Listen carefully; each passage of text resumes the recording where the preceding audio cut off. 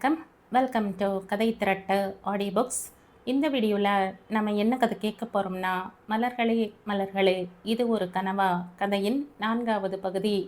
நம்ம சேனலை இது வரைக்கும் சப்ஸ்கிரைப் பண்ணாதவங்க சப்ஸ்கிரைப் பண்ணுங்கள். பக்கத்தில் இருக்கிற மில்லைக்கானை கிளிக் பண்ணி ஆளுங்கிற ஆப்ஷனை ப்ரெஸ் பண்ணுங்கள். ஸோ தட் நான் போடுற கதைகளை உடனுக்குடனே நீங்கள் கேட்கலாம். வாங்க கதைக்குள்ளே போகலாம். மேனகாவுக்கு அந்த வீடு கை நழுவி போய்விட்டால் என்னவாகுமோ என்ற பயமும் கவலையும் இருந்தது.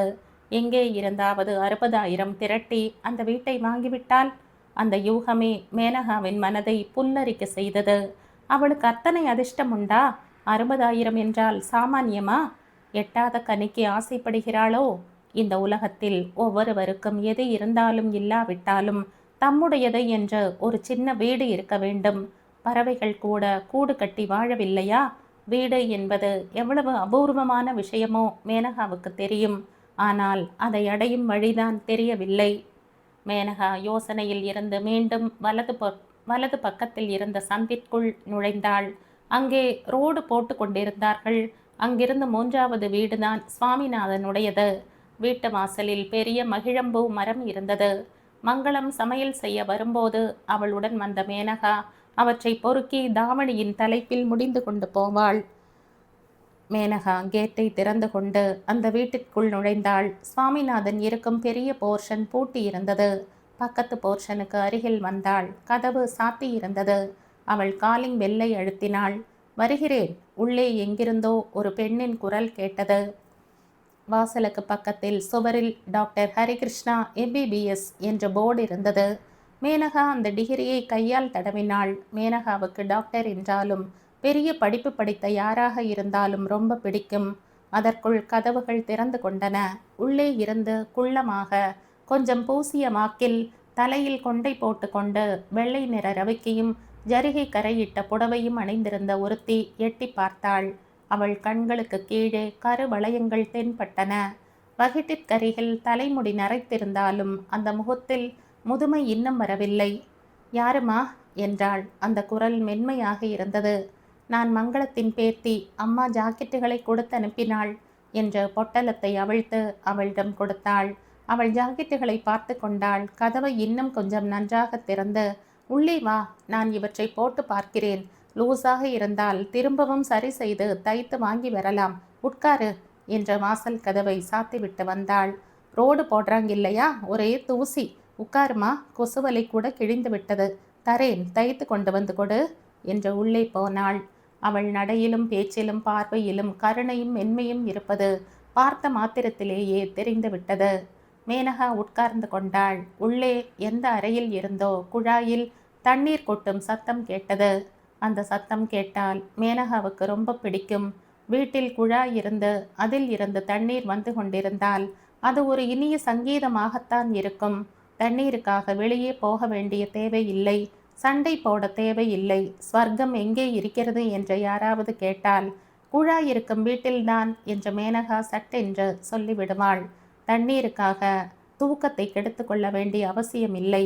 காவல் காக்க வேண்டியதில்லை. மேனகா நாற்காலியில் உட்கார்ந்தபடி அறையை சுற்றுமுற்றும் பார்த்தாள். அறையின் சுவர் ஓரமாக ஒரு சைக்கிள் வைக்கப்பட்டிருந்தது. அவள் உட்கார்ந்திருந்த இடத்தின் நடுவே டீப்பாயும் சுற்றிலும் சோஃபாக்களும் இருந்தன. தொலைவில் ஒரு மேஜை இருந்தது. அதன் மீது ஸ்டெத்தஸ்கோப், கருப்பு டைரி மற்றும் பேட் இருந்தன. மேஜை மீது குடை வடிவத்தில் மேஜை விளக்கு இருந்தது. மேஜைக்கு கீழே செருப்பும் கேன்வாஸ் ஷூவும் இருந்தன. சுவரில் வலது பக்கம் டென்னிஸ் ராக்கெட் மாட்டி இருந்தது. உள்ளே போகும் வாசலுக்கு மேலே சுமார் 16 வயது மதிக்கத்தக்க ஒரு பெண்ணின் போட்டோ மாட்டி இருந்தது. இரட்டை ஜடை போட்டுக்கொண்டு ரிப்பனை தூக்கி கட்டியபடி கழுத்தில் முத்துச்சரம் அணிந்திருந்தாள். மேனகாவின் பார்வை அங்குமிங்கும் அலைந்துவிட்டு கடைசியாக மேஜை மீது இருந்த ஸ்டெத்தஸ்கோப் மீது நிலைத்துவிட்டது. அதை பார்த்தால் ஏனோ அவளுக்கு சந்தோஷமாக இருந்தது. அவள் வசிக்கும் தெருவில் ஒரு பெண் தினம்தோறும் கையில் வெள்ளை கோட்டை மாட்டிக்கொண்டு ஸ்டெத்தஸ்கோப்பை எடுத்துக்கொண்டு மருத்துவக் கல்லூரிக்கு போவாள். மேனகா அவளையே பார்த்து கொண்டிருப்பாள். அந்த ஸ்டெத்தஸ்கோப் அவளை காந்தமாய் கவர்ந்து கொண்டிருக்கும். அப்படி ஏன் தோன்றுகிறது என்று மேனகாவுக்கே தெரியாது. மேனகா அந்த அறையை கூர்ந்து கவனித்து கொண்டிருந்தாள். அதற்குள் பக்கத்தில் இருந்த அறையில் இருந்த யாரோ பாட்டை முணுமுணுத்து கொண்டிருக்கும் சத்தம் கேட்டது. அவள் திரும்பி பார்த்தாள். அந்த அறையில் இருந்து சிவப்பாய் உயரமாக இருந்த இளைஞன் ஒருவன் அவள் இருந்த அறைக்குள் வந்தான். அவன் கையில் ஒரு பத்திரிகை இருந்தது. அதை பார்த்து கொண்டே வந்தான். அவன் குளித்துவிட்டு நேராக வருகிறான் போலும். கட்டம் போட்டிருந்த டவலை இடுப்பில் கட்டியிருந்தான். குளித்ததால் நெற்றி அருகில் கேசம் ஈரமாகி சின்ன பையனைப் போல காட்சியளித்தான். விசில் அடித்தபடி பாடிக்கொண்டிருந்தான்.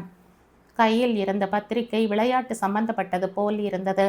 அதன் அட்டையில் டென்னிஸ் பேட்டை பிடித்து கொண்டிருந்த ஆளின் போட்டோ இருந்தது. அவன் விசில் அடிப்பதை நிறுத்திவிட்டு, மம்மி, நான் குளித்துவிட்டு வந்தாச்சு, என் பேண்ட் ஷர்ட் எங்கே என்ற குரல் கொடுத்தான். திரும்பவும் விசில் அடித்து கொண்டே அறையில் மட்டமாக சுழன்றான். அவனை பார்த்ததும் மேனகா நாற்காலியில் இருந்து எழுந்து நின்றாள். புத்தகத்தில் இருந்து கண்களை நகர்த்தாத அவன் மேனகா அங்கே இருப்பதை கவனிக்கவே இல்லை. புத்தகத்தை புரட்டி கொண்டே மேஜையின் விளிம்பில் உட்கார்ந்து கொண்டான். எந்த பேண்ட்டும் ஷர்ட்டும் தரட்டும்? தாய் பீரோவை திறக்கும் சத்தம் கேட்டது. ஏதோ ஒன்றை கொடு. சிவசங்கரன் வீட்டில் பிறந்தநாள் பார்ட்டி இருக்காம். 8 மணிக்கெல்லாம் வந்துவிடு. என்னால் முடியாது மம்மி. அவர் மகளின் டான்ஸை பார்க்க சொல்லி உயிரை எடுத்து விடுவார். ரொம்ப போர். அவன் திரும்பவும் விசில் அடித்தபடி புத்தகத்தை பார்த்து கொண்டிருந்தான். ஆரோக்கியமான அந்த உடலில் இடுப்பில் இருந்து முழங்கால் வரையில் பெரிய டவலை தவிர வேறு எதுவும் இல்லை. சிவந்த உடலில் அடர்த்தியான முடியுடன் அகன்ற மார்பு. சிவசங்கரன் உன்னை வர சொல்லி ரொம்பவும் சொன்னார். தாய் குரலை உயர்த்தி சொன்னாள். நான் தான் வரமாட்டேன் என்கிறேனே. அவன் வேகமாக புத்தகத்தை மேஜை மீது வீசிவிட்டு பின்னால் திரும்பினான்.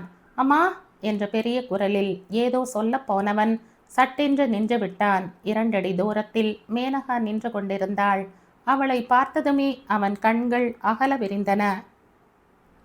அந்த அறையில் முன்பின் அறிமுகம் இல்லாத ஒரு பெண் இருந்ததை அப்பொழுதுதான் உணர்ந்து கொண்ட அவன் சிலையாக நின்று விட்டான். நீங்கள் என்ற தெளிவற்ற குரலில் சொன்னவன் மேற்கொண்டு என்ன பேசுவதென்று தெரியாமல் தோள்களை குலுக்கியபடி நின்று விட்டான். அவனுக்கு திடீரென்று தான் டவலை மட்டும் இடுப்பில் கட்டிக்கொண்டு நின்று கொண்டிருப்பது நினைவுக்கு வந்தது. அவன் முகத்தில் தடுமாற்றமும் வெட்கமும் இடம் பெற்றன. மை காட் என்றபடி ஒரே பாய்ச்சலில் உள்ளே ஓடிவிட்டான். மேனகா அந்த இடத்திலேயே நின்று கொண்டிருந்தாள். அவள் இதழ்களில் முறுவல் மலர்ந்தது. யாரம்மா அந்த பெண்? உள்ளே அவன் கேட்டது நன்றாக காதில் விழுந்தது. மங்களத்தின் பேத்திடா, தாய் சொல்லி கொண்டிருந்தாள். அவள் வெளியே வந்தாள். ஜாக்கெட் கொஞ்சம் லூஸாக இருக்கு, கொஞ்சம் பிடிக்கணும். கொசு வலையை அவிழ்த்து தருகிறேன், ஒரு நிமிஷம் உட்காருமா, தோ என் மகனை அனுப்பிவிட்டு வருகிறேன் என்று சொன்னாள். பரவாயில்லங்க என்றாள் மேனகா உட்கார்ந்து கொண்டே. அவள் உள்ளே போனாள். 10 நிமிஷங்களுக்கு பிறகு அவன் திரும்பவும் வெளியே வந்தான். இந்த முறை அவன் வெள்ளை பேண்ட்டும் வெள்ளை இன் ஷர்ட்டும் அணிந்திருந்தான். கிராப் நீட்டாக வாரி இருந்தது. அவன் அந்த அறைக்குள் வந்ததுமே நேராக மேஜை அருகில் சென்று பேனாவை ஜேபியில் வைத்து கொண்டான். ஸ்டெதஸ்கோப்பை கையில் எடுத்து கழுத்தை சுற்றிலும் போட்டு கொண்டான். காலில் செருப்பை மாட்டிக்கொண்டு சைக்கிளை வெளியே தள்ளி கொண்டு போனான். அவன் கேட்டை தாண்டும் போது மேனகா அந்த பக்கமாக திரும்பி பார்த்தாள். கேட்டை சாத்தி கொண்டிருந்த அவனும் இந்த பக்கமாக பார்த்தான். அவன் பார்வையில் சங்கோஜமும் தடுமாற்றமும் இன்னும் போகவில்லை. மேனகாவுக்கு அந்த பார்வையை வாழ்நாள் முழுவதும் மறக்க முடியாதது போல் இருந்தது. அவன் போன பிறகு பாக்கியம் அங்கே வந்தாள். அவள் கையில் ஆவி பறக்கும் காஃபி டம்ளர் இருந்தது. எடுத்துக்கோமா என்றாள். வேண்டாம் மாமி. பரவாயில்லை, எடுத்துக்கொள். இப்போ வெளியே போனவன் என் மகன், பெயர் ஹரிகிருஷ்ணா. டாக்டருக்கு படித்துவிட்டு வேலையை தேடிக்கொண்டிருக்கிறான். அவனுக்கு மேற்கொண்டு படிக்கணும் என்று ஆசை. அவர் போய்விட்டதால் எங்கள் ஆசைகள் எல்லாம் தலை கீழாகிவிட்டன. தற்சமயம் கோபாலசாமியிடம் வேலை பார்த்து வருகிறான். மங்களத்தின் பேத்தியா நீ? உன் பெயர் என்ன? மேனகா. ரொம்ப அழகான பெயர். அவள் கொசுவலையை அவிழ்ப்பதற்கு மேனகாவின் உதவியை நாடினாள். மேனகா உள்ளே போனாள். அது ஹரிகிருஷ்ணாவின் அறை போலும். மேஜை மீதும் கட்டில் மீதும் மருத்துவ பத்திரிகைகள் கிடந்தன. எங்கு பார்த்தாலும் புத்தகங்கள்தான். பாக்கியம் அவற்றை அடுக்கி வைத்து கொண்டே, என் மகனின் நண்பர்கள் இவை. புத்தகங்கள் இருந்துவிட்டால் அவனுக்கு சாப்பாடு கூட தேவையில்லை என்றாள். மகனை பற்றி சொல்லும்போது அவள் குரலில் பெருமை வெளிப்பட்டது. அவள் மேனகாவுக்கு பணத்தை கொடுத்தாள். கொசுவலையை மடித்து பிளாஸ்டிக் கவரில் போட்டு கொடுத்தாள். மேனகா அதை எடுத்துக்கொண்டு வீட்டுக்கு வந்தாள். திரும்பி வரும்போது அவள் விழிகளில் நீர் சுழன்றது. பாக்கிய மாமி எவ்வளவு மரியாதையுடன் பழகினாள். வேண்டாம் என்றாலும் வலுக்கட்டாயமாக காஃபி கொடுத்தாள். மேனகாவுக்கு இப்படிப்பட்ட மரியாதைகள் புதிது. மனம் சிறகாக பறக்கத் தொடங்கியது. வானவில்லின் மீது உட்கார்ந்து மிதப்பது போல் சுகமாக இருந்தது. மேனகா வீட்டுக்கு வந்ததும் தாயிடம் கொசுவலையை கொடுத்தாள். அன்று மாலையில் இருந்து மந்திர ஜலம் தெளிக்கப்பட்ட தேவ கன்னியைப் போல மௌனமாக இருந்து விட்டாள். சாப்பிடும் போதும் சமையலறையை ஒழித்து கொண்டிருந்த போதும் ஹரிகிருஷ்ணா தான் நினைவுக்கு வந்தான். அவனுடைய வெட்கமும் சங்கோஜமும் நினைவிற்கு வந்தபோது அவள் இதழ்களில் முறுவல் தவழ்ந்தது. கட்டில் மீது படுத்து கொண்டாள். தூக்கம் வராமல் புரண்டு படுத்தாள். அவனே கண்முன்னால் வந்து நின்றான். தரையில் கோடுகளை வரைந்து கொண்டே ரொம்ப நேரம் மேனகா விழித்து கொண்டிருந்தாள். 4 நாட்கள் கழித்து மாலை வேளை மேனகா தலைவாரி பின்னிக் கொண்டே, அம்மே, கொசுவலையை தைத்து விட்டாயா? பாக்கியம் மாமியிடம் கொடுத்து விட்டு வருகிறேன் என்றாள். நேற்று பாட்டி எடுத்து கொண்டு போனாள். அவர்கள் ஊரில் இல்லையாம். மாமியின் தங்கை இறந்து போய்விட்டதால் ஊருக்கு போயிருக்காங்களாம் என்றாள் ரஞ்சனி. அடடா, அப்படியா என்றாள் மேனகா. அதற்குள் வெளியே போயிருந்த மங்களம் உள்ளே வந்து கொண்டே, வாப்பா வா என்று கூப்பிட்டாள். யாராக இருக்கும் என்ற மேனகா திரும்பி பார்ப்பதற்குள் வாசலில் அவளை தொடர்ந்து சுமார் 25 வயது மதிக்கத்தக்க இளைஞன் ஒருவன் வருவது தென்பட்டது. அவன் நீல நிறத்தில் பேண்ட்டும் பெரிய பெரிய கட்டங்கள் போட்ட ஷர்ட்டும் அணிந்திருந்தான். அவன் மேனகாவை பார்த்ததுமே தயக்கத்துடன் நின்றான். மங்களம் உள்ளே வந்து கட்டிலை சாய்த்து கொண்டே, வாப்பா வா, இங்கே வேற்று மனுஷங்க யாரும் இல்லை. இது என் பெரிய பேத்தி மேனகா. இந்தா ரஞ்சனி, இங்க வா என்ற குரல் கொடுத்தாள். அறையில் தைத்து கொண்டிருந்த ரஞ்சனி மிஷினை நிறுத்திவிட்டு எழுந்து வந்தாள். மங்களம் அந்த இளைஞனை காண்பித்து, ரஞ்சனி, இவன் பிரபாகர், நம் இனத்தை சேர்ந்தவன்தான். எதிர்த்த வீட்டில் குடியிருக்கிறான். ஏதோ மருந்துகளை விற்கிற கம்பெனியில் வேலை செய்கிறானாம். எனக்கு முதுகு வலின்னு சொன்னதும் மருந்து கொடுத்தான். கலகலப்பான பையன் என்று அறிமுகம் செய்து வைத்தாள். வணக்கம் என்றான் பிரபாகர். ரஞ்சனி கைகளை கூப்பினாள். மங்களம் மேனகாவை பார்த்து, மின்னோ, கொஞ்சம் காஃபி கலந்து கொண்டு வா. என் முதுகு வலிக்கு எவ்வளவு நல்ல மருந்து கொடுத்தான் தெரியுமா? ஒரே அடியாய் போய்விட்டது என்று அவன் பக்கம் திரும்பினாள். இதோ பார் பிரபாகர், எங்க மின்னுவின் கையால் காஃபி சாப்பிட்டாய் என்றால் பிறகு ஒரு நாள் கூட விடாமல் இங்கே வந்து விடுவாய். காஃபி மட்டுமே இல்லை, எங்க மின்னு சமையல் கூட பிரமாதமாக பண்ணுவாள். அவள் கையால் சமைத்ததை ஒரு முறை சாப்பிட்டாள் பிறகு ராஜா வீட்டு விருந்து சாப்பாடு கூட பிடிக்காமல் போய்விடும் உனக்கு. அவள் வடை பண்ணினால் அப்பப்பா, வாயில் போட்டால் கரைந்து போய்விடும். நீங்கள் ரொம்பவும் வர்ணித்தீர்கள் என்றால் வடையை சாப்பிடும் வரையில் இங்கிருந்து நகரக்கூடாதுன்னு தோன்றுகிறது. ஏற்கனவே எனக்கு வடை என்றால் ரொம்ப பிடிக்கும் என்றான். உட்காரு உட்காரு. மங்களம் வற்புறுத்தியதன் பெயரில் அவன் உட்கார்ந்து கொண்டான். ரஞ்சனி நிசப்தமாக திரும்பி தன் அறைக்கு போய் தைக்க தொடங்கினாள். இந்த தெருவில் இருக்காங்களே பொறாமை பிடித்த கும்பல், யாரை பார்த்தாலும் அவர்களுக்கு வயிற்றெரிச்சல் தான். ஏதாவது ஒரு கதையை இட்டு கட்டி சொன்னால் தவிர அவர்களுக்கு சாப்பிட்ட ஆகாரம் செரிக்காது. கிழிச்சாங்க. அப்படிப்பட்டவர்களை நான் ஒரே பார்வையில் தொலைவில் நிறுத்தி வைத்து விடுவேன். நான் மெடிக்கல் ரெப்ரசன்டேட்டிவ் இல்லையா? ஒரு நிமிஷத்தில் யார் யார் எப்படிப்பட்டவர்கள் என்று கண்டுபிடித்து விடுவேன். அவன் மங்களத்துடன் பேசி கொண்டிருந்தாலும் தொலைவில் சமையலறையில் காஃபியை கலந்து கொண்டிருந்த மேனகாவையே பார்த்து கொண்டிருந்தான். மேனகாவின் கூந்தல் நீளமாக இருந்தது. நடையில் ஒரு விதமான நளினம், மிடுக்கு, தன் நடையில் அழகு இருப்பதாக அவளுக்கே தெரியாது போலும். ஏனென்றால் அந்த நடையில் வரவழைத்து கொண்ட செயற்கைத்தனம் எதுவுமில்லை. அதற்குள் மாதவி வெளியே இருந்து வந்தாள். ஒரு கையில் புத்தகங்களும் இன்னொரு கையில் மடித்த குடையும் இருந்தன. மழை நாள் வந்துவிட்டால் வெளியே மழை இருந்தாலும் இல்லாவிட்டாலும் குடையை எடுத்து கொண்டு போக வேண்டும் என்பது மங்களத்தின் உத்தரவு.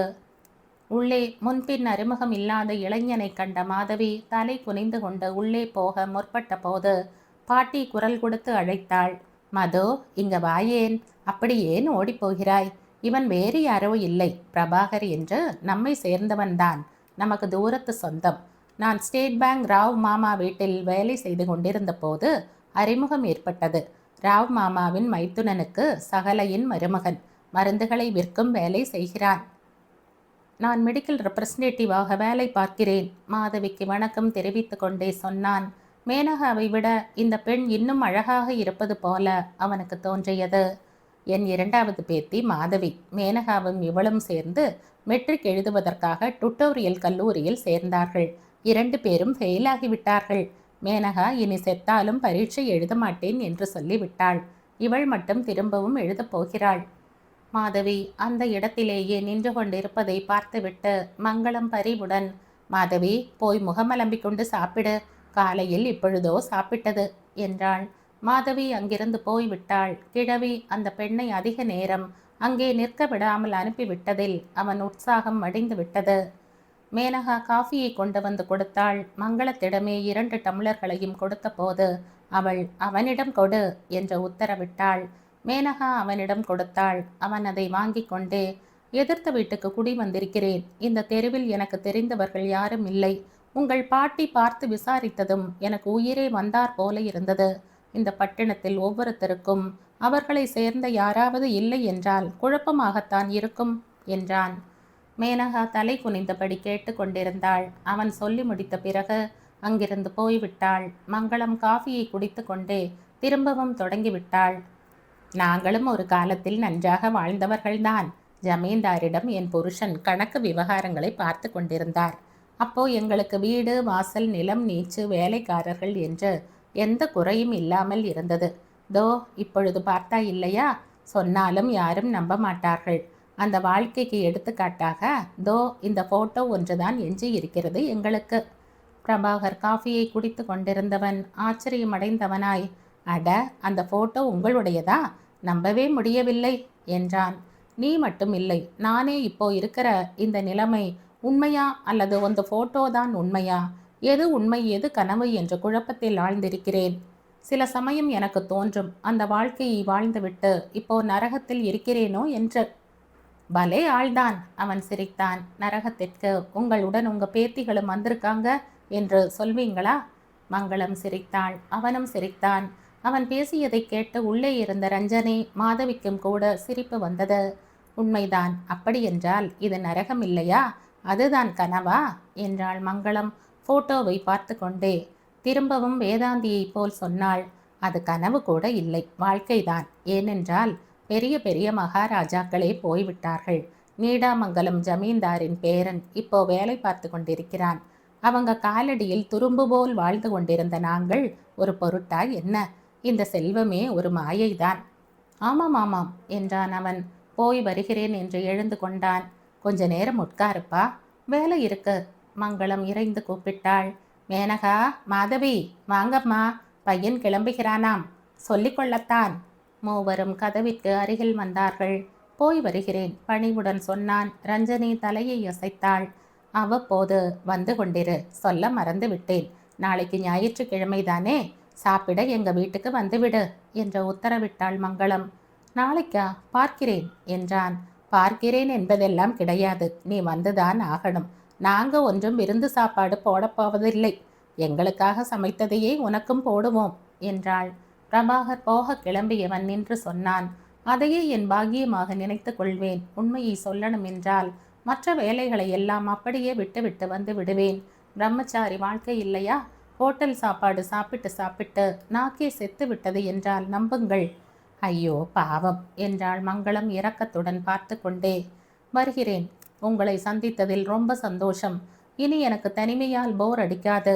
நான் எங்க வீட்டாரை எல்லாம் விட்டுவிட்டு இங்கே இருக்கிறேன் என்ற அம்மாவுக்கு ரொம்ப வருத்தம். நான் வேலைக்கு சாப்பிட்டேனா இல்லையோ என்ற கவலை அம்மாவுக்கு.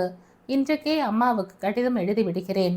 நல்லதுப்பா, எங்களை உன் சொந்த மனிதர்களாக நினைத்துக்கொள் என்றாள் மங்களம் சந்தோஷத்துடன். பிரபாகர் கிளம்பி போய்விட்டான். மங்களம் உள்ளே வந்தாள். அங்கே படுக்கையை உதறி போட்டு கொண்டிருந்த மேனகாவை பார்த்து கன்னத்தை வழித்து நெட்டி முறித்து விட்டு, என் தங்க கட்டி என்றாள். மேனகா எரிச்சல் அடைந்தவளாக, எதுக்கு என்றாள். பாட்டியின் கைகளை விடுவித்து கொண்டே, எதுக்கு என்று இப்போ சொல்ல மாட்டேன், அப்புறமாக சொல்கிறேன், உனக்கே தெரிந்துவிடும். மேனகா சலிப்புடன் உள்ளே போய்விட்டாள். மறுநாள் பிரபாகர் சாப்பிட வந்தான். மங்களம் உணவில் 2 கறிகள், குழம்பு, பச்சடி, வடை, பாயசம் என்று தடபுடலாக சமைத்திருந்தாள். பிரபாகர் தனக்கு மட்டும் முதலில் பரிமாறியதை பார்த்துவிட்டு வியப்படைந்தவனாய், நான் உங்கள் வீட்டுக்கு முறை சாப்பாடு சாப்பிட வந்திருப்பவனா என்ன என்றான். ஐயோ, அப்படியெல்லாம் எதுவும் இல்லையப்பா என்றாள் மங்களம் பதற்றமடைந்தவளாக. நான் உங்கள் வீட்டுக்கு சாப்பிட வந்தேன். அதாவது உங்கள் எல்லோருடனும் ஒருத்தனாக சேர்ந்து உட்கார்ந்து சாப்பிடலாம் என்று வந்தேனே தவிர நான் மட்டும் தனியாக சாப்பிடுவதற்காக வந்திருக்கிறேன். என்னால் அப்படி சாப்பிட முடியாது என்றான். மங்களத்திற்கு அந்த வார்த்தைகள் சந்தோஷத்தை அளித்தன.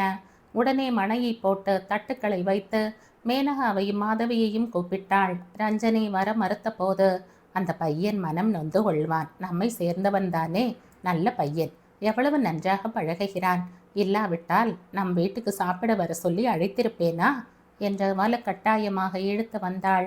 சமைத்த கிண்ணங்களை கொண்டு வந்து வைத்துவிட்டு மங்களத்தையும் சாப்பிட உட்கார சொல்லி வற்புறுத்தினான் அவன்.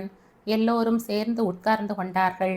இப்படி வேற்று ஆணுடன் சேர்ந்து சாப்பிடுவது மேனகாவுக்கும் மாதவிக்கும் இதுதான் முதல் தடவை. மேனகா மௌனமாக சாப்பிடத் தொடங்கினாள். மாதவியை டுட்டோரியல் கல்லூரி விவரங்களை கேட்டான் அவன். இந்த முறை நீ பரீட்சைகள் எழுது, மற்றதையெல்லாம் நான் பார்த்து கொள்கிறேன். உன் நம்பர் பாஸ் ஆனார் போல் பேப்பரில் வராவிட்டால் பார் என்றான். மங்களம் முதலில் அவனுக்கு பரிமாறினாலும் பிறகு அவன் தானே சுயமாக மங்களத்திற்கும் இந்த பக்கம் மேனகாவுக்கும் பரிமாறி கொண்டிருந்தான்.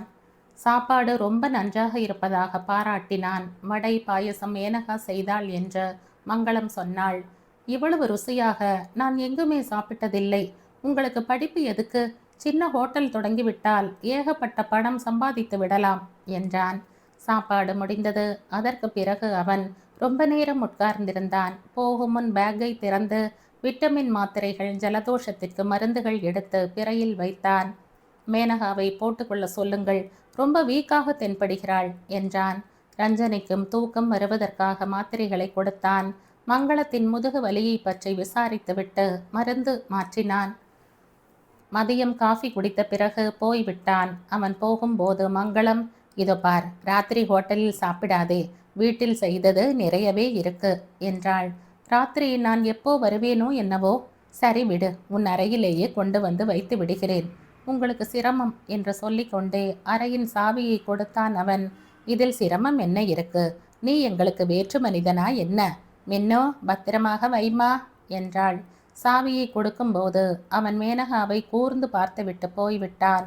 பிரபாகர் போன பிறகு மங்களம் பேத்திகள் இருவரையும் மகளையும் உட்கார வைத்து கூட்டம் நடத்தினாள். இதோ பாருங்கள், அவன் நம் வீட்டுக்குள் அடியெடுத்து வைத்தாலே நம் வீட்டை சூறையாடி விடுவான் என்பது போல் பார்ப்பதை விடுங்கள். பையன் லட்சணமாக இருக்கிறான், நன்றாக சம்பாதிக்கிறான். அவன் வீட்டில் பெண் பார்த்து கொண்டிருக்கிறார்களாம். தனக்கு பிடித்த பெண்ணைத்தான் பண்ணி கொள்வானாம். வீட்டாரின் தலையீடே இருக்காதாம்.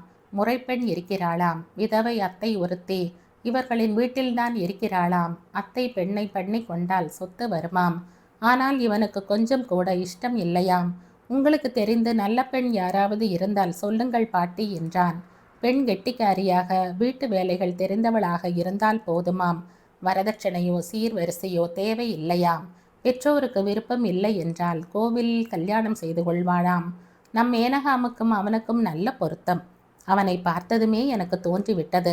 என் மனதில் இந்த எண்ணம் இருப்பது அவனுக்கு தெரியாது. இப்போதே சொல்ல வேண்டாம். மெதுவாக அவனை நம் மேனகாவை பண்ணி கொள்ளும்படியாய் நாம செய்யணும். இதற்குள்ளேயே ராசாத்தின் பார்வை அவன் மீது விழுந்து விட்டது. அவளுக்கும் மகள் இருக்கிறாளே, அதோடு பையனும் ஜோராக இருக்கிறான், நன்றாக சம்பாதிக்கிறான். காலையில் நான் வாசலில் கோலம் போடும்போது அவன் அறைக்கு போய் காஃபிக்கு வர சொல்லி அழைத்து கொண்டிருக்கிறாள். மகனுடன் நட்பு ஏற்படுத்திவிட்டு மெதுவாக வலையில் போட்டு கொள்ளணும் என்பது அவள் தவிப்பு. ராசாத்தி நல்லவள் இல்லை என்று ஏற்கனவே நான் அவனிடம் சொல்லிவிட்டேன். அவனுக்கும் ராசாத்தியின் தோரணை பிடிக்கவில்லை என்று சொல்லிவிட்டான். முடிந்த வரையில் அவனை நம் வீட்டிலேயே கட்டி போட்டு வைத்து கொள்ளணும். பாட்டியின் பேச்சு அலுப்பு தட்டியதால் மேனகா அங்கிருந்து எழுந்து போய்விட்டாள். பாட்டி பிரபாகரனை மேனகாவுக்கு என்று சொல்லிவிட்டதால் மாதவியின் உற்சாகம் மடிந்து விட்டது. அம்மா, அவள் மின்னுவை பண்ணிக்கொள்வான் என்று நினைக்கிறாயா?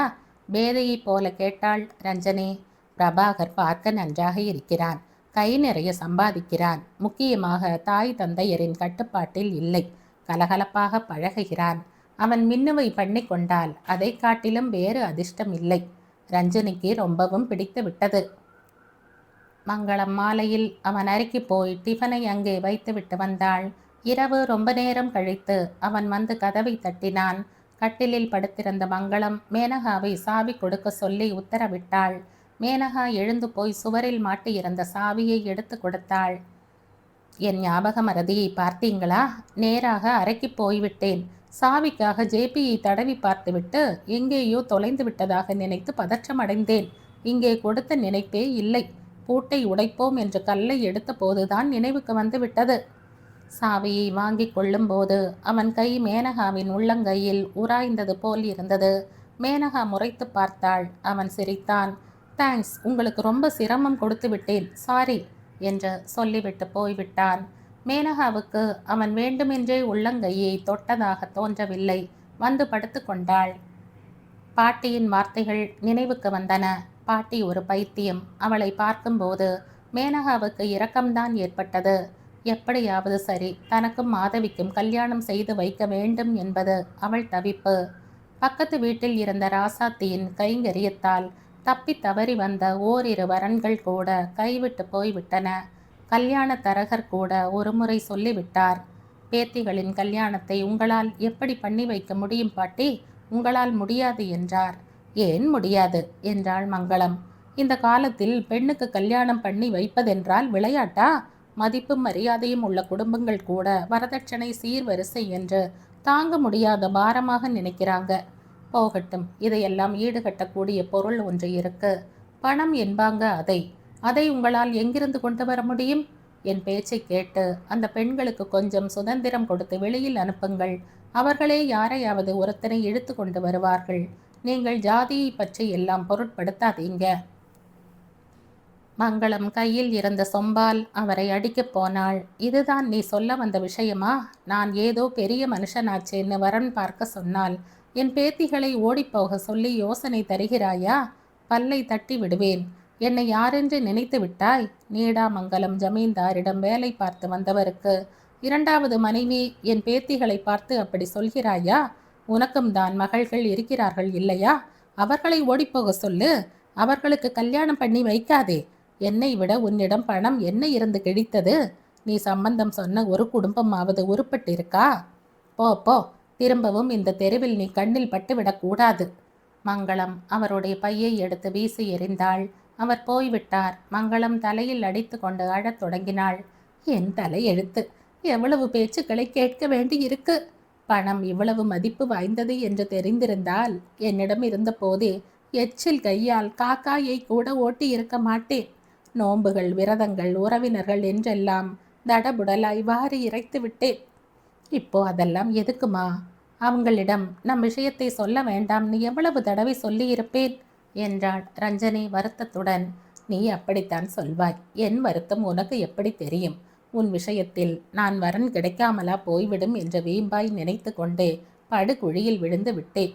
என்னிடம் இருந்ததை எல்லாம் திருடி கொண்டு என் சக்களத்தையின் மகன்கள் என்னை வீட்டை விட்டு துரத்தி விட்டார்கள். இப்போ வாசலில் போய் நின்றால் காரி துப்பறாங்க. ஐயோ, அவளுடைய சொத்து முழுவதையும் விழுங்கி விட்டோமே என்று கொஞ்சமாவது இரக்கம் இருக்கிறதா? கல்யாணம் ஆகிவிடும் என்று நினைத்து கொண்டிருக்கும் போது உனக்கு வயது 30 ஆகிவிட்டது. அதற்கு பிறகு உன் வாழ்க்கை அவன் கையில் சிக்கிக்கொண்டு இப்படி ஆகிவிட்டது. பேத்திகளுக்காவது வயது தாண்டாமல் கல்யாணம் பண்ணி வைக்காவிட்டால் என்னால் உயிருடன் இருக்க முடியுமா? இந்த உலகத்தார் காக்கையைப் போல என்னை கொத்திவிட மாட்டார்களா? கல்யாணம் என்றால் விளையாட்டா அம்மா என்றாள் ரஞ்சனி. இல்லைன்னு உட்கார்ந்து விட்டால் குழந்தைகளின் வாழ்க்கை நாசமாகி விடாதா? நான் கண்ணை மூடி விட்டால் நீ அவங்களை வைத்து கொண்டு எந்த கிணற்றில் குதிப்பாய்? அவனை கொண்டு போய் கட்டையில் வைக்க வரன் பாருன்னு சொன்னால் இப்படியா பேசுவான்? அன்றைக்கு கூட ஒரு வரனை பார்க்க போனால் ஐயோ, மங்களத்தின் பேத்தியா, வேண்டவே வேண்டாம் என்றார்களாம். நான் என்ன செய்து விட்டேன்? நான் என்ன பிரம்ம ராட்சசியா? யாரையாவது பிடுங்கி தின்று விட்டேனா? குழந்தைக்கு கல்யாணம் பண்ணணும், கையில் பணம் இல்லை, உண்மைதான். என்னத்தை செய்வேன்? மேனகா அங்கே வந்தாள். மங்களத்தின் வேதனை மேனகாவுக்கு புரிந்தாற்போல வேறு யாருக்கும் புரியாதோ? பாட்டியின் தலை மீது கையை வைத்து கம்மிய குரலில் சொன்னாள். பாட்டி, எங்க கல்யாணத்தை பற்றிய யோசனையை விட்டுவிடு. குறைந்தபட்சம் என் கல்யாணத்தை பற்றியாவது. நான் இந்த வீட்டுக்கு ஆண் பிள்ளை என்று நீ எப்பொழுதும் சொல்வாயே. நான் ஏதாவது வேலை பார்த்து மாதவியின் கல்யாணத்தை பண்ணி வைக்கிறேன். எங்கள் தலையெழுத்து எப்படி இருக்கிறதோ அதன்படி நடக்கும். நீதான் எப்பொழுதும் சொல்வாயே, குழந்தைகளைத்தான் பெற்றுக்கொள்ள முடியுமே தவிர அவர்களுடைய தலையெழுத்தை மாற்ற முடியாது என்று. அப்படி நினைத்து கொண்டு விட்டுவிடு. இந்த நிமிஷத்தில் இருந்து இந்த கல்யாண பேச்சை எடுக்காதே என்றாள். அந்த குரல் நயமாக எடுத்து சொல்வது மட்டும் இல்லை, மலை எத்தனை கம்பீரமும் கொண்டிருந்தது. குழந்தைகள் வளர்ந்து விட்டார்கள். அவர்களுடைய தேவைகளுக்கும் குடும்பத்தின் நித்தியப்படி செலவுகளுக்கும் மங்களத்தின் உழைப்புதான் ஆதாரமாக இருந்தது. ரஞ்சனி என்னதான் தையல் வேலை செய்து வந்தாலும் அந்த வருமானம் எந்த மூலைக்கும் காணவில்லை. ரஞ்சனி தாய்க்கு தெரியாமல் பூஷணத்திற்கு குழந்தைகள் வளர்ந்து விட்டார்கள். என்னை கைவிட்டாலும் பரவாயில்லை, குறைந்தபட்சம் அவர்களுக்காவது ஒரு வழியை காட்டுங்கள் என்ற வேண்டுகோள் விடுத்தபடி கடிதம் எழுதினாள். எனக்கு இப்படிப்பட்ட உதவாக்கரை கடிதங்கள் எழுத வேண்டாம். யாரை கேட்டுக்கொண்டு குழந்தைகளை பெற்றுக்கொண்டாய்? நான் குழந்தை இல்லாமலோ குழந்தை வேண்டியோ உன்னுடன் என் வாழ்க்கையை பிணைத்து கொள்ளவில்லை. அன்றைக்கு நீ கருவுற்று இருப்பதாக சொன்ன போதே இந்த குழந்தைக்கும் எனக்கும் எந்த சம்பந்தமும் இல்லை என்று சொல்லிவிட்டேன். என்னை பிளாக்மெயில் செய்து பணம் கறுக்கலாம் என்று நினைக்கிறாயோ? நான் நினைத்தால் உன்னை இந்த ஊரிலேயே இருக்க முடியாமல் செய்துவிட முடியும். எனக்கு கோபம் அதிகம் என்று உனக்கு தெரியும். அனாவசியமாக என்னை தூண்டி விடாதே.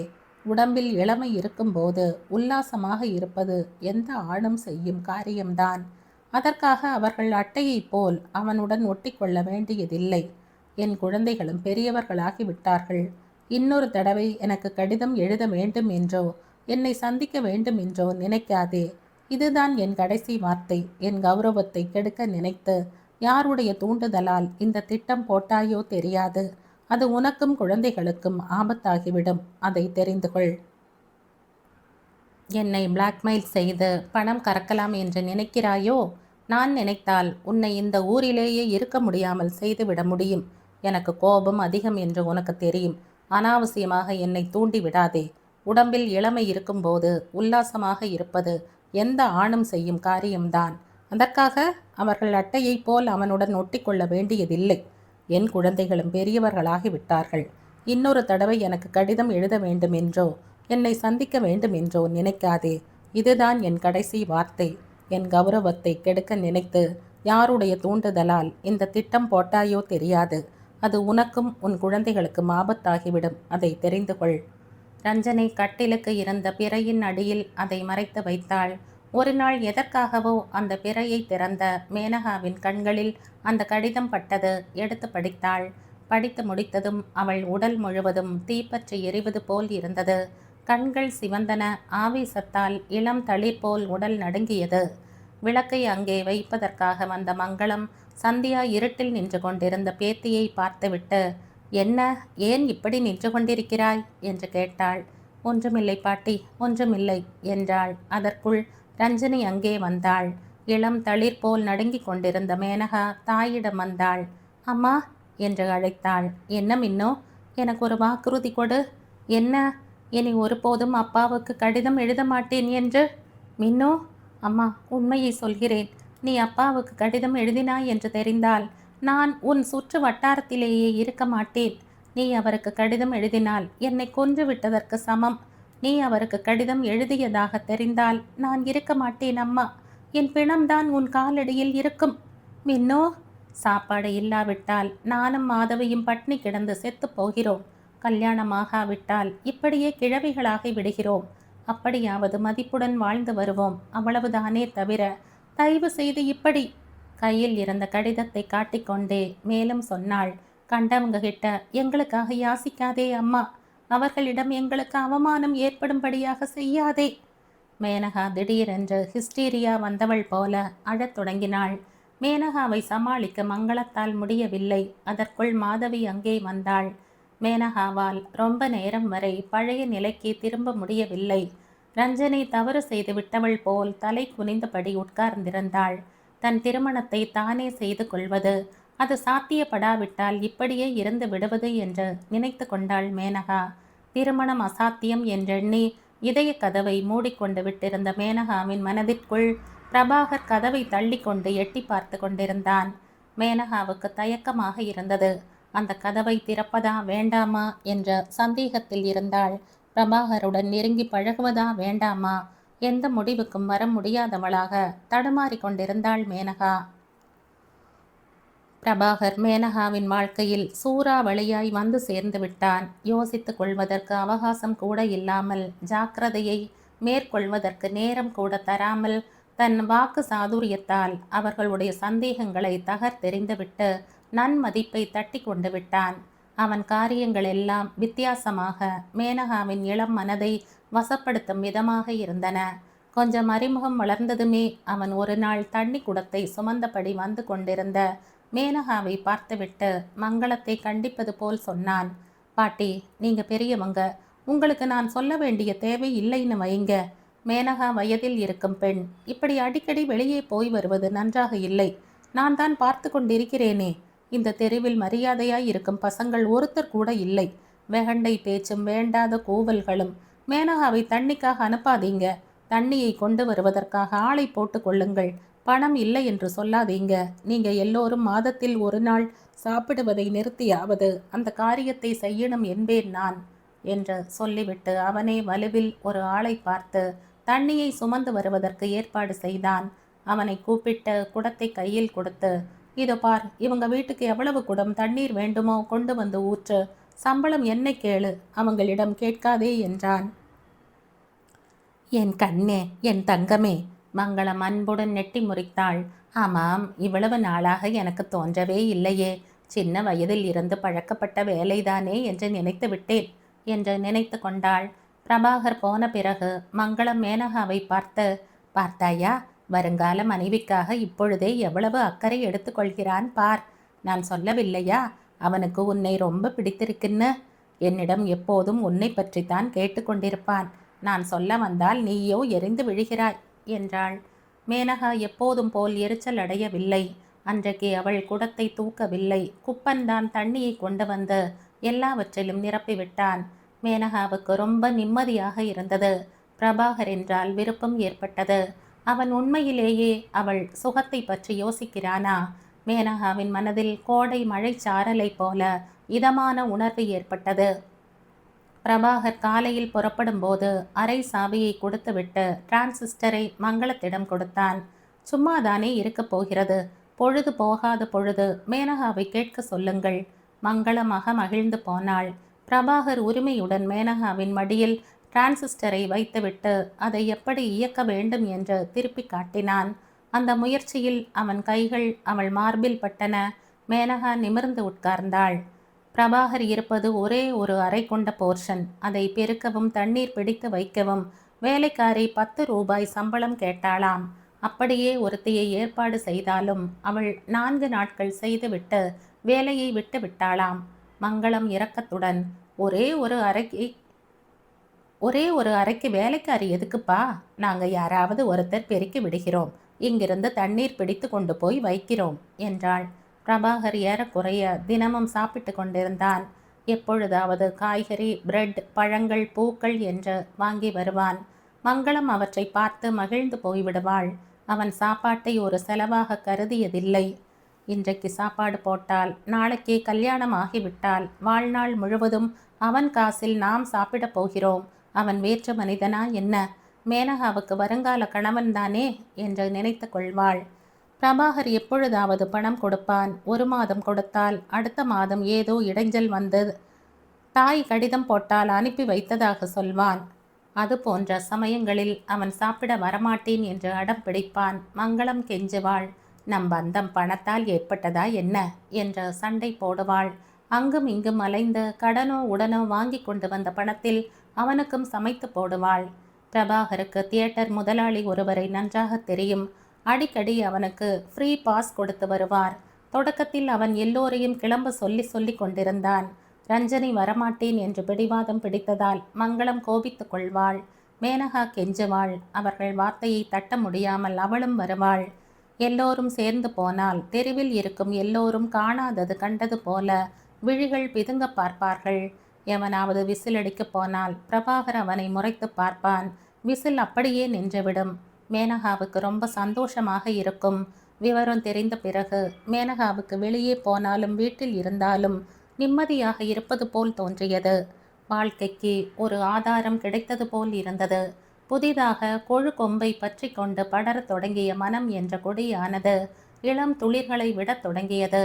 மங்களம் எப்பொழுது பார்த்தாலும் மேனகாவை அதிர்ஷ்டசாலி, அதனால் தான் பிரபாகர் போன்ற புருஷன் கிடைத்திருக்கிறான் என்று புகழ் பாடி வந்தாள். பிரபாகர் இப்பொழுதெல்லாம் சினிமா பாஸ் இருவருக்கு மட்டுமே வாங்கி வந்தான். சினிமா கூட்டமாக இருக்கும், அப்புறமாக தரேன்னு சொன்னார். இந்த ஹிந்தி சினிமா ரொம்ப நன்றாக இருக்கும் என்பான். மங்களம் மேனகாவை கிளம்ப சொல்லி அவசரப்படுத்துவாள். நான் தனியாகவா? மாதவி இல்லாமல் நான் போக மாட்டேன் என்பாள் மேனகா. எனக்கு பரீட்சை கிட்ட இருக்கு, நான் படிக்கணும், நீ போ அக்கா என்பாள் மாதவி. மேனகா பாதி விருப்பத்துடனும் பாதி விருப்பம் இல்லாமலும் புறப்படுவாள். விருப்பம் ஏன் என்றால் தனியாக இருக்கும்போது பிரபாகரன் மேலும் உற்சாகத்துடன் சிரித்தபடி பேசுவான். விருப்பம் இல்லாமல் போவதற்கு காரணம் மாதவியை வீட்டிலேயே விட்டுவிட்டு போனால் தன்னுடைய பாதி உடலை இங்கேயே விட்டுவிட்டு போவது போல் இருக்கும். மேனகா பிரபாகரும் நெருங்கி பழகுவதற்கு இப்பொழுதெல்லாம் மாதவியும் உதவி கொண்டிருந்தாள்.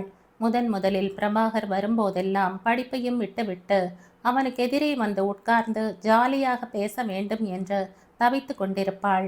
மங்களம் மாதவியை அங்கிருந்து கிளப்பி வேறு வேலை ஏவுவதற்கு அரும்பாடுபட வேண்டியிருந்தது.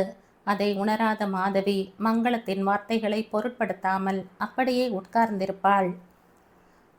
மங்களம் இந்த புத்தி கெட்டவளுக்கு கொஞ்சம் கூட இங்கிதம் இல்லை என்று நொந்து கொள்வாள். ஒரு நாள் மாதவியை தனியாக அழைத்து சொல்லவும் செய்தாள். இத பார் மாதவி, நீ விவரம் தெரிந்தவள். பிரபாகரும் மேனகாவும் ஒருவரை ஒருவர் விரும்புகிறார்கள். அவன் வீட்டில் இருக்கும் நேரமே குறைவு. இருக்கிற கொஞ்ச நேரமாவது நாம் அவர்களை தனியாக விட்டு விடுவோம். அவன் அக்காவை விட என்னிடம்தான் அதிகம் பேசி கொண்டிருக்கிறான் என்றாள் மாதவி உதட்டை சுழித்து கொண்டே.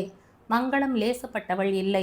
மாதவிக்கு பிரபாகர் மீது விருப்பம் இருப்பதை உணர்ந்து அந்த விருப்பத்தை முளையிலேயே கிள்ளி எறிந்து விட்டாள்.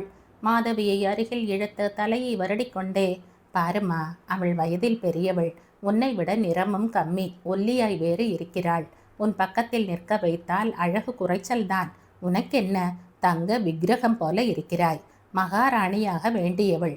உனக்கு இந்த பிரபாகர் என்ன தலையெழுத்து? கலெக்டர் போன்ற புருஷன் வரணும். அக்காவுக்கும் பிரபாகருக்கும் கல்யாணமானால் நம் குடும்பம் முன்னுக்கு வந்துவிடும். அப்போ நான் பிரபாகரின் உதவியுடன் உனக்கு கலெக்டர் மாப்பிள்ளையை தேடுவேன். நான் யோசித்து பார்க்கவில்லை என்று நினைத்து விட்டாயா? எல்லாவற்றையும் நன்றாக யோசித்து பார்த்துதான் பிரபாகரை மேனகாவுக்கு முடிவு செய்தேன். நீ என் பேச்சை கேட்டு நன்றாக படி. நீ கலெக்டரின் மனைவி ஆவாய் என்று சாஸ்திரி மாமா ஜோசியம் சொல்லி இருக்கிறார். உன் ஜாதகத்தில் அந்த யோகம் இருக்கிறதாம். அதன் அறிகுறிதான் முன்னாலேயே தெரிகிறதே. அதனால் தான் பிரபாகர் நாம் தேடாமலேயே நம் வீட்டுக்கு வந்து மேனகாவை விரும்புகிறார் என்றாள். இந்த மந்திரம் மாதவியின் மீது நன்றாக வேலை செய்தது. கலெக்டருக்கு மனைவியாக வேண்டிய ஜாதகம் தன்னுடையது என்று பாட்டி சொன்னதால் பிரபாகர் மீது இருந்த ஆர்வம் குறைந்து விட்டது. மேனகாவையும் அவனையும் தனிமையில் விடத் தொடங்கினாள். அவ்வப்பொழுது மேனகாவிடம் போய் பிரபாகரும் அவளும் சினிமாவுக்கு போயிருந்த போது என்ன பேசிக்கொண்டார்கள் என்பதை சொல்ல சொல்லி தொந்தரவு செய்வாள். சிப்போ என்பாள் மேனகா லேசான கோபத்துடன். அத்தான் வந்ததும் எப்படியும் நான் போக வேண்டியவள்தானே. அத்தானா? அது யாரு என்பாள் மேனகா. பிரபாகர் அத்தான், அக்காவின் புருஷன். மேனகா தங்கையின் காதை பிடித்து திருகுவாள். மாதவி வீல் என்று கத்தினால் மங்களம் வந்து மாதவியை விடுவிப்பாள். சில சமயம் மாதவி மேனகா ஏதாவது புத்தகத்தை படித்து கொண்டு தனியாக உட்கார்ந்திருக்கும் போது வந்து கால்களை கட்டி கொண்டு, அக்கா, எனக்கு என்ன தோன்றுகிறது தெரியுமா என்பாள். சொல்லு. மாதவி புத்தகத்தை பிடுங்கி பக்கத்தில் வீசிவிட்டு அக்காவின் கண்களுக்குள் ஊடுருவியபடி பார்த்து கொண்டே, அக்காவுக்கு கல்யாணமாகும். அக்காவுடன் நாங்களும் புது வீட்டுக்கு மாறி விடுவோம். அக்காவுக்கு குழந்தைகள் பிறப்பாங்க. நான் அவர்களை தூக்கி கொண்டு விளையாட்டு காண்பிப்பேன். எல்லோரும் சந்தோஷமாக இருப்போம். அப்போ உனக்கு கல்யாணம் ஆகாதா என்ன? ஏன் ஆகாது? அக்காவும் அத்தானும் சேர்ந்து எனக்கு நல்ல வரன் பார்ப்பார்கள். 2 பேரும் மனையில் உட்கார்ந்து கொண்டு என்னை தாரை வார்த்து கொடுப்பீங்க. உன்னை விட சின்னவள் என்பதால் எனக்கு எவ்வளவு அதிர்ஷ்டம் பார்த்தாயா? என்ன அதிர்ஷ்டம் உனக்கு இல்லை? மேனகா கண் இமைக்காமல் மாதவியை பார்த்தாள். மாதவியின் வாயில் இருந்து வெளிவந்த வார்த்தைகள் முத்துக்களாய் மாறி வர்ண ஜாலத்துடன் சுந்தர கனவுகளை தோற்றுவித்தன. விழிகளில் நீர் திரண்டது. மது, நீ சொன்னது உண்மை. உன் கூற்று அப்படியே பலிக்கும். நிச்சயமாக நடந்தே தீரும். மாதவியின் நெற்றியில் முத்தம் பதித்தாள். மேனகா கண்களை மூடிக்கொண்டாள். மாதவிக்கு அவள் நினைத்தது போலவே திருமணம் செய்து வைப்பாள். அம்மாவை, பாட்டியை, எல்லோரையும் சந்தோஷமாக வைத்து கொள்வாள். இப்படிப்பட்ட வார்த்தைகளை அடிக்கடி பேசி வந்ததால் மேனகாவின் மனதில் சந்தேகங்களும் குழப்பங்களும் முற்றிலும் விலகி போய்விட்டன. பிரபாகரின் பால் விருப்பம் ஏற்படத் தொடங்கியது.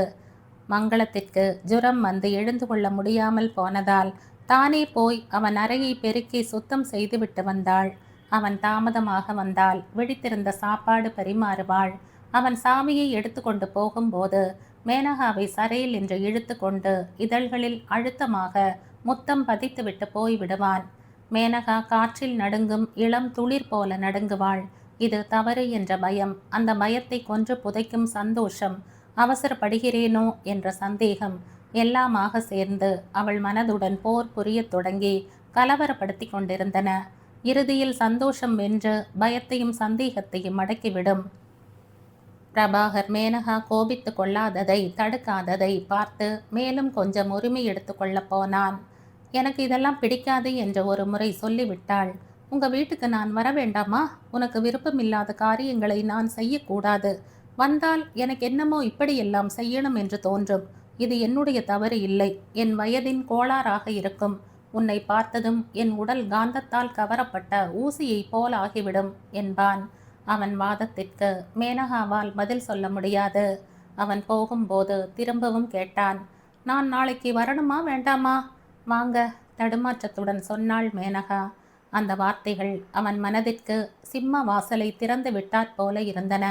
மேனகா கூடுமான வரையிலும் அவனுடன் தனியாக இருப்பதை தவிர்த்து வந்தாள். ஆனால் அவள் ஜாக்கிரதைகள் எல்லாம் எதற்கும் பயன்படவில்லை. அவன் ரொம்ப சாமர்த்தியமாக தனிமையை ஏற்படுத்தி கொள்வான். அவன் மங்களத்தின் வீட்டுக்கு வேலை கெட்ட வேளையில் வருவது, மேனகாவுடன் சேர்ந்து சினிமாவுக்கு போவது, அவன் அறைக்கு மேனகா அவ்வப்பொழுது போய் வருவது எல்லாவற்றையும் அக்கம் பக்கத்தார் கவனித்து கொண்டுதான் இருந்தார்கள். இந்த கதையின் தொடர்ச்சியை அடுத்த பதிவில் கேட்கலாம். நன்றி.